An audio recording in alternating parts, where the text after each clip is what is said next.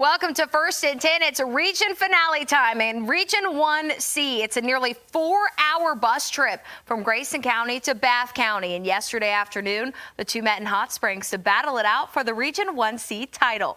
Jake Phillips trying to get the Chargers warmed up. Yep, because it was light snow and blustery yesterday afternoon. Both teams' defenses serving some Thanksgiving leftovers, stuffing. This is Owen Purdue making the big play for Bath County. On the other side, a screenplay blown up by the Blue Devils defense.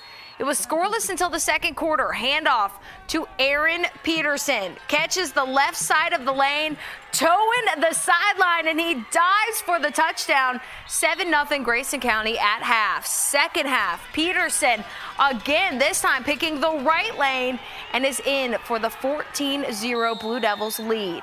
Nice run. They go for more through the air, but this time it's picked off by Isaac Ingram. But Bath County had nothing to offer offensively, hampered by penalties all day. Grayson County wins 20-0, first region championship in program history. We thought we could be physical, and the kids did a great job. We didn't let 8 get loose on us, and they got 2 really good backs over there. But the kids did a good job keeping them contained. Our linemen started coming off the ball and hitting blocks, getting there. All right, in Class 1 Region B, Alta Vista beating Buffalo Gap 32-20. So let's take a look at that Class 1 bracket. Grayson County will meet Rye Cove in the Class 1 semifinals. Alta Vista will play the winner of Rappahannock and Essex. That game is later this afternoon. Glenvar has only dropped 1 game all season to Class 3 district foe Allegheny. Gretna enters this matchup 9-3 on a 5-game win streak. When these two teams met in the region semifinal last year, it was a back-and-forth battle that ended in a Highlander win. Stakes much higher this go-around. The winner punches a ticket to states. First quarter, Glenvar came out fast and was on the board first, with Brody Doyot taking it up the middle for the touchdown, 7-0. At the end of the first quarter, the Highlanders on the move again, with Doyot using his arm this time. 50-yard pass to Peyton Deal. Absolutely beautiful. And 2 plays into the second quarter, Doyot powering his way into the end zone again. This is his second touchdown. Glenvar takes a 2-score lead. And after a Gretna fumble, Doyot runs over a defender and completes the hat trick with his 3rd rushing touchdown of the night. Still in the second, the Hawks are trying to get their offense going, but Glenvar's defense forces the fumble, scoops. And check him out. He's going to score to seal the game and earn another week. Glenvar advances to the state semifinals 30-8.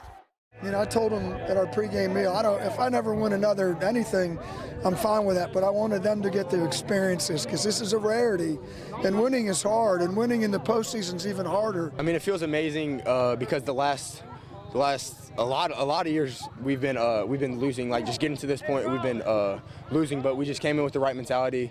Just didn't let it get to us, and we just did our job.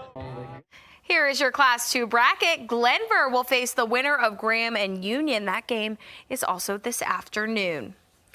In Region 3D, 12 miles separate these two schools, and their proximity has been felt over the years as Byrd's success has been on the rise. They've given Lord Botetourt a run for their money. The Terriers won the meeting last year in the region quarterfinals. Now they travel to Lord Botetourt for a meeting in the region final. Coach Harless had the Cavaliers locked in. Third quarter, off the direct snap, it's Tristan Overbay up the middle for the 51-yard touchdown.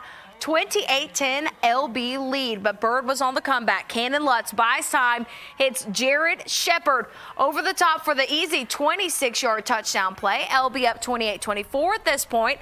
Lutz again over the top. This time it's Gray Matthews for the go-ahead touchdown. Byrd up 31-28. LB had under 2 minutes left. They rig up something nice. Angel Rigney, that is, under center, gets out of dodge and runs about 40 yards to the red zone. That sets up Dean Webb for the game-tying field goal. We're going to go to overtime, tied at 31. LB scored first, led 38-31. Byrd answers pass to Jonathan Rosser. He fumbles it, but Lutz recovers at the goal line for the score. So we have double overtime. Terrier scored a touchdown and a 2-point conversion. They need a stop for the win. Rigney pulls off a jump pass for the touchdown to Seth Ryder. They have to go for 2. Rigney looking. Defense is pressuring. He's flushed out of the pocket. Gonna throw it. Pass sails out of bounds. William Byrd, your back-to-back Region 3D champions with a 46-44 win. Testament to our kids and the program. And we had our backs against the wall many times in that game. That's been the season. It's a special group. You know, a couple years ago we were 0-9 when these kids were, our seniors were freshmen. And we've earned the right to be back-to-back regional champions. It says nothing but what they do, what they stand for, and I can't say enough about them and our assistant coaches who put together a fantastic game plan for tonight. You know, heart. I mean, we've been here before. We played Stan River in an overtime game. Message in locker room was just keep fighting. You know, we lost them earlier in the season, but we know that if we made the right adjustment that we needed to do, we was going to come out with the dub, and that's what we did.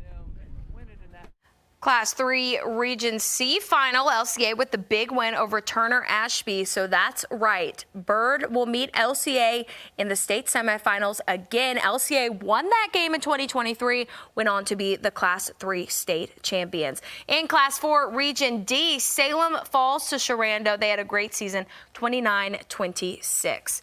In Region 5C, the William Fleming Colonels have had quite the year. Their only loss coming in overtime to Stanton River. The Colonels still able to hold on to their 1 seed and pick off each team one by one.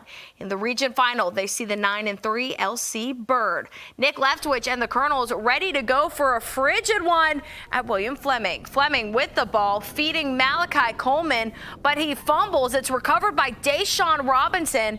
Leads to a Skyhawks field goal, 3-0 LC Byrd. Near the end of the first half, Fleming looking to respond. Jacer Preston throws it, but it's picked off by Sir Paul Cheeks, and he takes it to the house. 10-0 LC Byrd at half. But if we know anything, the Colonels always fight back, and this was no different.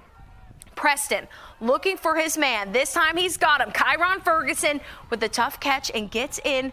10-7 LC Byrd. Ferguson, check out this little dance he's going to do here. He's ready for basketball season. Is that a Euro step I'm about to see? Oh.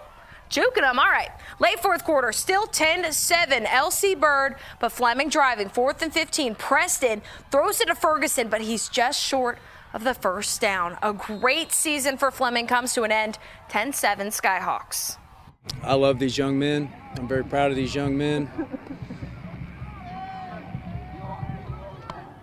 This is not fun, but it's part of life. So we just got to grow and learn and move forward, and very proud of our seniors, and our underclassmen need to use this as fuel for the offseason. The road only gets harder as we have 2 more weeks of 1st and 10 action. State semifinals next week and the state finals 2 weeks into December. Thank you guys for joining us. We'll see you next week.